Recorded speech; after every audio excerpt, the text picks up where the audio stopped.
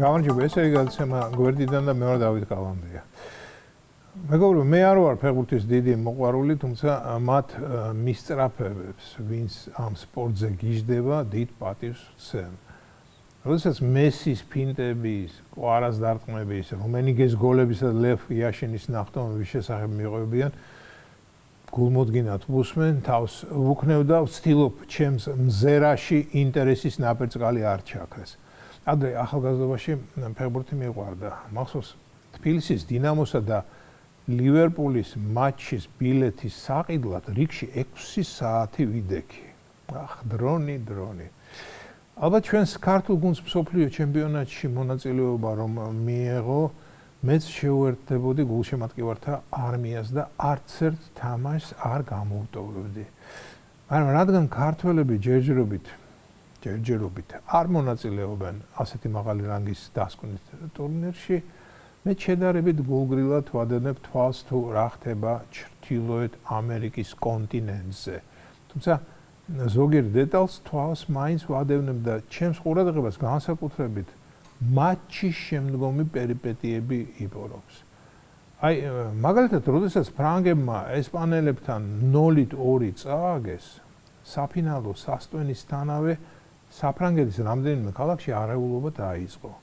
განრისხებული გულშემატკივრები პოლიციასთან შეტაკებებში ჩაებნენ, რამაც ავტომობილების დაზიანება და ქონების განადგურება გამოიწვია.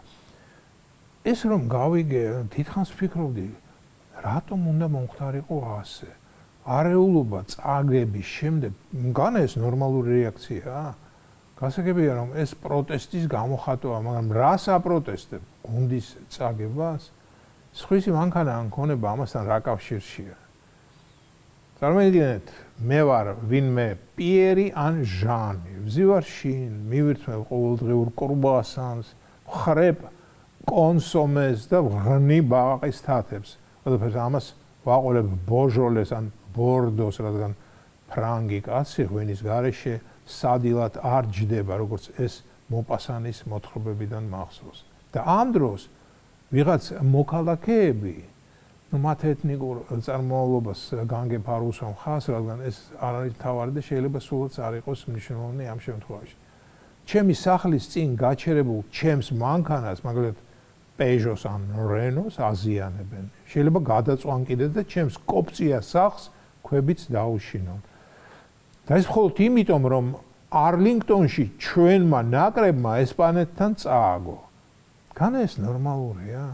რა ვიცი, მე იმ პიერისა თუ ჟანის ადგილას მეორე მსოფლიო ომის დროინდელ პაპაჩემის დანატოვარ აკმ-ს ამოვიღებდი და ჰაერში გავისროდი მაინც, რათა პროტესტი გამომეხატა იმ ავაზაკების მიმართ, ვინც ჩემს საკუთრებას ხელყოფს.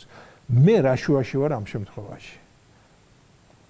მეგობრებო, არ გეგონოთ რომ გლიცინებ, მართლა არ მესმის პროტესტის ეს ფორმა. გასაგებია, მე, ანუ პიერი თუ ჟანი რომ ყოფილიყავი ამ წაგების მიზეზი, მაშინ ჩემ მიმართ აგრესიის ეს ფორმა გარკვეულწილად მაინც აიხსნებოდა, მაგრამ გამოდის რომ ამ მეპროტესტეებისთვის სულ ერთია, ვის საკუთრებას დააზიანებენ, ოღონდ ნეგატივისგან დაიცალა. დარწმუნებული ვარ, თავიანთ ქონებას ასე არ მოეპყრობოდნენ. ხო და მოდით ახლა ეს ამბავი ჩვენთან გადმოვიტანოთ და წარმოვიდგინოთ, რომ მსგავსი რამ აქ საქართველოში მომხდარიყო. ვთქვათ, მეოთხედფინალური მატჩი საქართველოს ნაკრებმა წააგო, სულ ერთია ვისთან. განა ჩვენთან ასეთი რამ მოხდებოდა? წარმოუდგენელია, მეგობრო. 100%-ით ვარ დარწმუნებული, რომ არ მოხდებოდა. საკმაოდ ხანძლივი ცხოვრება გამოვიარე და მსგავსი რამ ჩვენთან არ მახსენდება. თუმცა მოიცა, ტყუი ერთხელ მახსოვს 77 წლის 23 ივლისს მოხდა დინამოს სტადიონზე. დიახ, იმ დღეს თბილისის დინამო ვოროშილოგრადის ზარიას მასპინძლობდა. მატჩს უდიდესი მნიშვნელობა ჰქონდა, რადგან დინამო საბჭოთა კავშირის ჩემპიონობისთვის იბრძოდა და სატურნირო ცხრილში მეორე ადგილს იკავებდა. მატჩს ლიტველი არბიტრი რომუალდას იუშკა ჯიდა. მატჩის განმავლობაში მსაჯი აშკარად ხუჭავდა თვალს სტუმართა უხეშ თამაშზე. კულმინაცია კი შეხვედრის ბოლო წამებზე დადგა. ჩელებაძე მეტოქი საჯარიმოში წააქციეს. პენალტის დანიშნვის ნაცვლად საჯმა საფინალო სასტვენით ჩაღბერა და თამაში დაასრულა. ქართველებმა ეს მოსკოვის მიერ მართულ მიზანმიმართულ ჩაგვრად მიიჩნიეს, რათა ქართულ გუნდს ჩემპიონობა არ მოეპოვებინა. სასტვენისთანავე ტრიბუნიდან მოედანზე ერთი გულშემატკივარი გადახდა. მილიცია მას უხეშად დაუწყო თრევა, რამაც სტადიონის აფეთქება გამოიწვია. ათასობით განრისხებული მამაკაცი მოედანზე გადავიდა. ტრიბუნებიდან კი სხვადასხვა საგნების სროლა დაიწყეს. ფსაჯთა ბრიგადა ძლივს გადაარჩინეს და სტადიონის შიდა ოთახებში გადამალეს. გაავებულ ხალხს სტადიონის დატოვება არ სურდა და მსაჯების ლინჩის წესით გასამართლებას ითხოვდა. ვითარება იმდენად უმართავი გახდა, რომ ადგილზე შევარდნაძე მივიდა. ის პირადად ჩავიდა მოედანზე, მეგაფონით მიმართა შეკრებილებს, სიმშვიდისკენ მოუწოდა და დახპირდა, რომ მსაჯის საკითხს პირად კონტროლზე აიყვანდა. გვიან ღამით მილიციის გაძლიერებული კორდონისა და შენივრღვის წყალობით მსაჯთა ბრიგადა თბილისიდან ქუთაისის მიმართულებით გააპარეს, სანანაც მათ საქართველოს დატოვეს.